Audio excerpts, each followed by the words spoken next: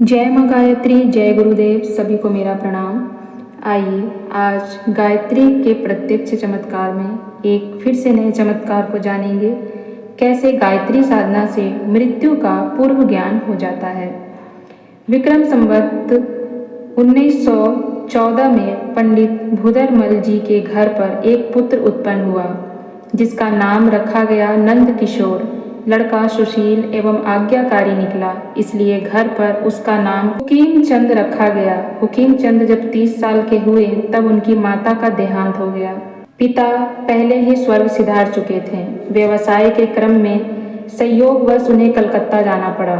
वहां से वे 1957 में वापस रतनगढ़ लौटे।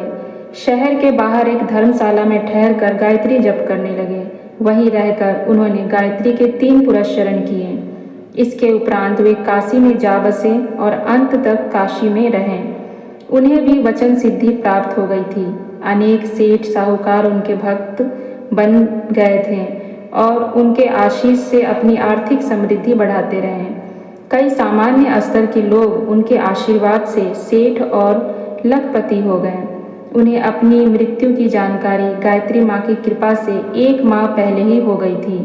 उसी दिन से उन्होंने अनाहार छोड़ दिया था और केवल थोड़ा सा दूध ही लेते थे। मृत्यु के लिए जब 18 दिन ही शेष रह गए तब उन्होंने दूध लेना भी छोड़ दिया और जल पर रहने लगे।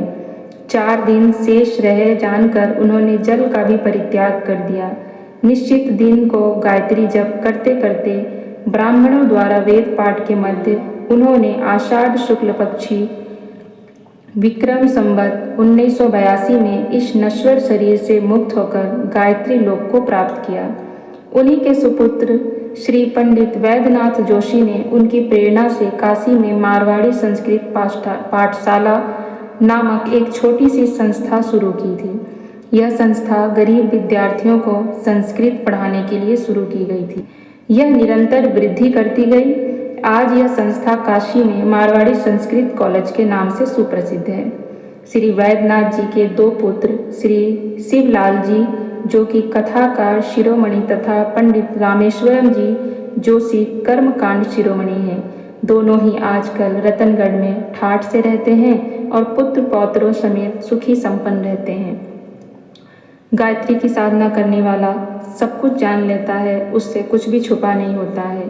फिर चाहे वो मृत्यु हो या फिर कई जन्मों का ज्ञान हो, गायत्री सब कुछ प्रदान करती हैं। जो सच्चे भाव से गायत्री साधक बनता है उसको किसी भी चीज़ की कमी नहीं रहती, उसके पास सब कुछ स्वतः ही आ जाता है।